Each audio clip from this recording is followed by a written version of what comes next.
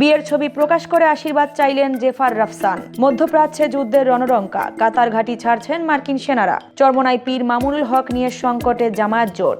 ঋণখেলাপি থাকছেন হাসনাত আব্দুল্লাহর প্রতিদ্বন্দ্বী বিএনপি প্রার্থী মঞ্জুরুল আহসান মুন্সি। নেতাকর্মীদের উদ্দেশ্যে নির্দেশনা জামায়াত আমিরের। বিএনপি ক্ষমতায় এলেই ভাত খাবেন ইনু মিয়া। ট্রাম্পের শুল্ক চাপ উপেক্ষা করে ইতিহাস গড়ল চীন। বাণিজ্য উদ্ধৃত $1.2 ট্রিলিয়ন। প্রেম ও শিকার থেকে বিয়ের সিদ্ধান্ত। 2 বছরের গুঞ্জনের অবসান রাফসান জেফারের। রাফসানের বিয়ের পর আলোচনায় সাবেক স্ত্রী সানিয়ার পোস্ট।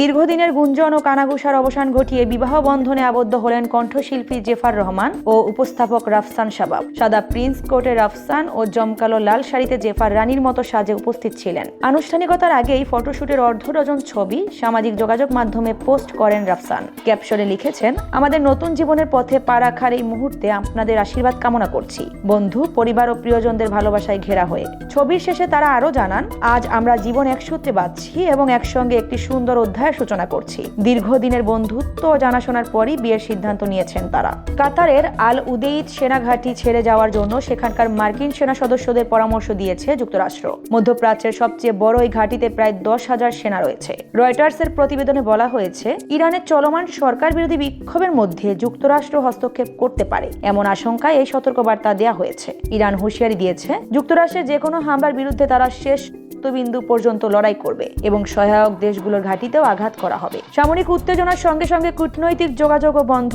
ফলে দুই দেশের মধ্যে সংঘাতের ঝুঁকি বেড়েছে। গত বছরও ইরানে বিমান হামলার আগে মধ্যপ্রাচ্যের কয়েকটি ঘাঁটিতে কর্মী ও তাদের পরিবারকে সরানো হয়েছিল।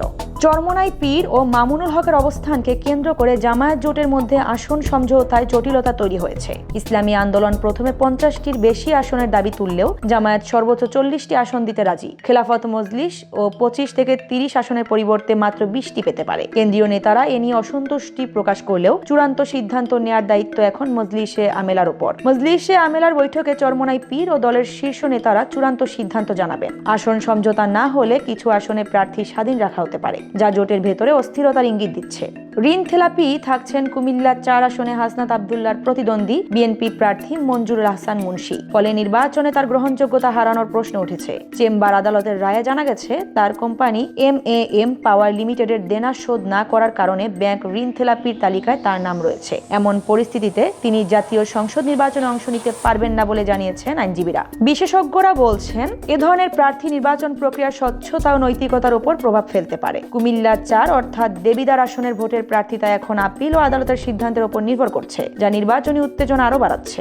দলের নেতাকর্মীদের সর্বোচ্চ প্রজ্ঞা ও ধৈর্যের পরিচয় দিতে আহ্বান জানিয়েছেন জামায়াতে ইসলামীর আমির ডক্টর শফিকুর রহমান। ফেসবুকে দেয়া এক পোস্টে তিনি বলেন, বহু ত্যাগ ও কোরবানির সিঁড়ি বেয়ে দল ও জাতি মহান আল্লাহর মেহেরবানিতে এই পর্যায়ে পৌঁছেছে। তিনি নেতাকর্মীদের সতর্ক করে বলেন, সময়টা জাতীয় জীবনের জন্য গুরুত্বপূর্ণ, তাই দায়িত্বশীল আচরণ করতে হবে এবং কোনো বিরূপ কার্যকলাপ থেকে বিরতও থাকতে হবে। শফিকুর রহমান আরো বলেন, আমাদের উদ্দেশ্য একমাত্র আল্লাহ তাআলার সন্তুষ্টি অর্জন করা। আশা করি আমরা সবাই সর্বোচ্চ দায়িত্বশীলতার পরিচয় দেব ইনশাআল্লাহ। 17 বছর ধরে ভাত না খেয়ে আছেন কিশোরগঞ্জের কুলিয়াচরের বাসিন্দা ইনু মিয়া। তার পছন্দের দল বিএনপি রাষ্ট্রীয় ক্ষমতায় না আসা পর্যন্ত ভাত ঘোষণা দিয়েছিলেন তিনি। 2008 সালের 9ম জাতীয় সংসদ নির্বাচনে ভোট দিতে গিয়ে আওয়ামী লীগের নেতাকর্মীদের মারধরের ঘটনায় তিনি এই প্রতিজ্ঞা করেন। ইনু মিয়া বর্তমানে ভিক্ষাবৃত্তি করছেন, তবে ভাত ছাড়া অন্য সব খাবার খান। স্থানীয় বিএনপির কর্মী সভায় তাকে ভাত খেতে অনুরোধ করা হলেও তিনি প্রত্যাখ্যান করেন। বিএনপির কেন্দ্রীয় নেতা মোহাম্মদ শরীফুল আলম বলেছেন, দলের ক্ষমতায় আসার সঙ্গে সঙ্গে আনুষ্ঠানিকভাবে ইনু মিয়াকে ভাত খাওয়ানো হবে। ট্রাম্পের শুল্ককে উপেক্ষা করে বিশ্বের ইতিহাসে সবচেয়ে বিশাল বাণিজ্য উদ্ধৃত্ত অর্জন করেছে চীন। 2025 সালে চীনের বাণিজ্য উদ্ধৃত্ত $1.2 ট্রিলিয়ন পৌঁছেছে, যা 2024 সালের তুলনায় 20% বেশি। যুক্তরাষ্ট্রের বাজারে রপ্তানি কমলেও দক্ষিণ পূর্ব এশিয়া, আফ্রিকা ও লাতিন আমেরিকায় রপ্তানি বৃদ্ধি মোট রপ্তানি ধরে রাখে চীন। বৈদ্যুতিক যান, লিথিয়াম ব্যাটারি, সৌর প্যানেল ও উচ্চ প্রযুক্তি পণ্যের রপ্তানি যথাক্রমে 27% ও 13% বাড়িয়েছে দেশটি। আফ্রিকা 26.5%, আসিয়ান 14% ও ইউরোপ 9% রপ্তানি বৃদ্ধির মধ্য দিয়ে চীন অর্থনৈতিক সহনশীলতার প্রমাণ দিয়েছে।